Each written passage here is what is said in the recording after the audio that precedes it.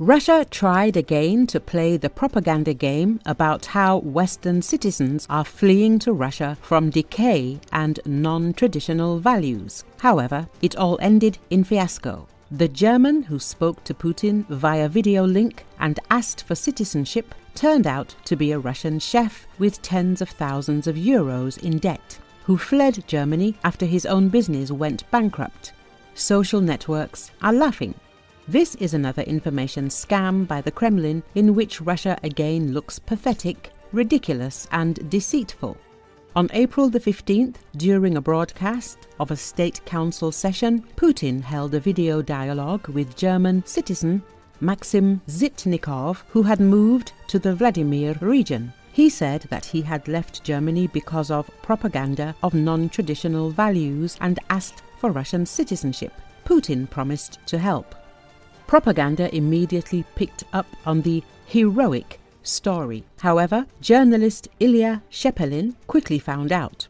This is not a real German, but a Russian-speaking migrant who left for Germany 35 years ago, where he lived with his parents. His native language is Russian, and his entire life in Germany is a story of debt and collapse. As it turned out, Zhitnikov was a co-owner of the company Schwarz Rose Gastronomy GmbH, which managed restaurants in the German city of Essen. In 2015, bailiffs began to close his establishments for debts, and according to WAZ, there were tens of thousands of euros in debts for rent alone. In 2021, the company officially went bankrupt, and Zhitnikov himself soon moved back to Russia. It was after this, as a coincidence, that he began to talk about non-traditional values in Europe, apparently to beautifully present his emigration in a propaganda wrapper. Today, Zhitnikov works as a brand chef in the village of Dobrograd in the Vladimir region, is registered in the Perm region and actively gives interviews. And Russian propaganda, as always, happily seized on the convenient narrative without even bothering to check the biography of the hero of the broadcast. In reality, this is yet another cheap staging designed to convince Russians that even Germans flee gay parades to Russia. Only the German turned out to be not just not German, but a fugitive debtor who exposed the whole construction to Homeric laughter. Russia wanted to show how Western people ask citizenship of the spiritual superpower. It turned out, as always, shameful, clumsy, funny and humiliating. Another PR farce in which reality mercilessly smashed the television scenario.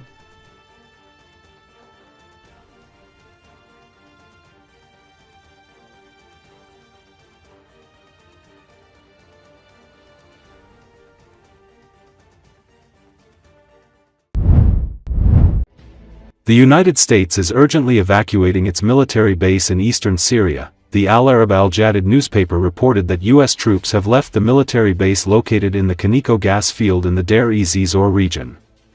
According to the information, the evacuation process has been ongoing for more than 10 days. More than 70 vehicles were removed when the first convoy left the base. 2 days ago, a larger convoy, more than 200 vehicles, left the base and were transported to Erbil, the capital of Iraqi Kurdistan. According to the source, the base was used only by the U.S. military and there were no Syrian Democratic Forces fighters there. An interesting detail is that the observation balloon used to monitor the surroundings at the base has not been lifted into the air for 7 days, a sign of complete evacuation. Recently, U.S. military is set to consolidate its presence in Syria over the coming weeks and months, 2 U.S. officials told Reuters, in a move that could reduce the number of troops it has in the country by half. Pentagon officials have informed their counterparts in the Israeli security establishment of the planned troop reduction in Syria, Ynet reported, adding that it is expected to begin within 2 months. A senior Israeli official told the news site that Jerusalem is working to convince Washington to limit the withdrawal, fearing that the move will increase Turkey's appetite to control Syria, something that Israel opposes.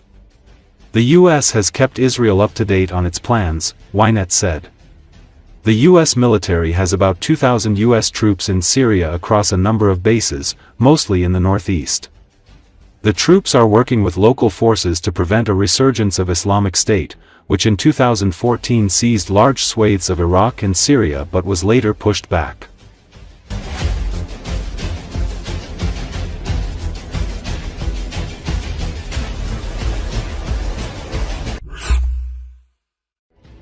There is a conflict in the White House regarding negotiations with Putin. The U.S. president does not know whether to put strong pressure on the Kremlin or not, the Wall Street Journal wrote about this. It was reported that Donald Trump's closest advisors are divided into two camps on this issue. Secretary of State Marco Rubio and Special Envoy Keith Kellogg are urging the U.S. president to take a tougher stance against Moscow. They see no genuine desire for peace in Putin and warn against overtrusting the Kremlin. Their proposal is that as long as Moscow only demands Ukrainian territory and does not cease hostilities, there will be no concessions. However, Trump seems to be listening more to his special envoy, Steve Witkoff, who has already met Putin twice in person in Moscow and is convinced that the Russian dictator wants peace. It is worth noting that in recent weeks, Witkoff has made high-profile statements regarding occupied territories in Ukraine, calling them the largest issue in resolving the Russo-Ukrainian war.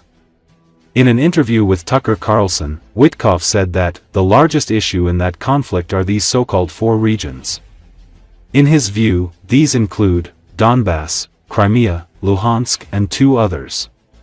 Following such statements, Reuters reported that some of the actions and comments made by Witkoff regarding a settlement of Russia's full-scale invasion of Ukraine have drawn criticism within the White House and among Republicans. These contradictions in the White House are now spilling over into the public sphere. After the missile attack on the Russian city of Sumy, Trump called the incident a mistake and blamed Joe Biden for the war. Rubio and Kellogg took a more harsh stance. Rubio described the attack as brutal and tragic, while Kellogg called it a violation of all decency. After that, Trump himself was forced to admit that Putin was one of those responsible for this war. It is noted that currently, intense discussions are underway in the White House about whether it is necessary to tighten sanctions against Russia in order to effectively force Putin to sit at the negotiating table.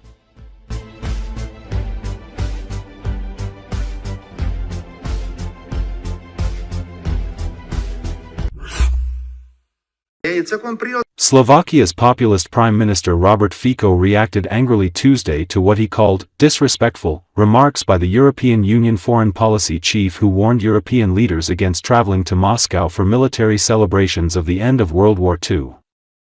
According to Associated Press, known for his pro-Russian views, Fico has repeatedly vowed to attend the military parade in the Russian capital on May 9 that will mark the 80th anniversary of Nazi Germany's defeat in WW2.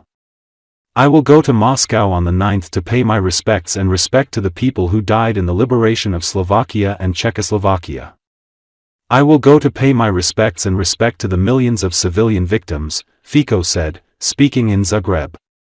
Kaja Kallas told reporters in Luxembourg on Monday after a meeting of EU foreign ministers that what was also discussed and very clearly said by different member states is that any participation in the 9th of May parades, or celebrations, in Moscow will not be taken lightly on the European side, considering that Russia is really waging a full-scale war in Europe.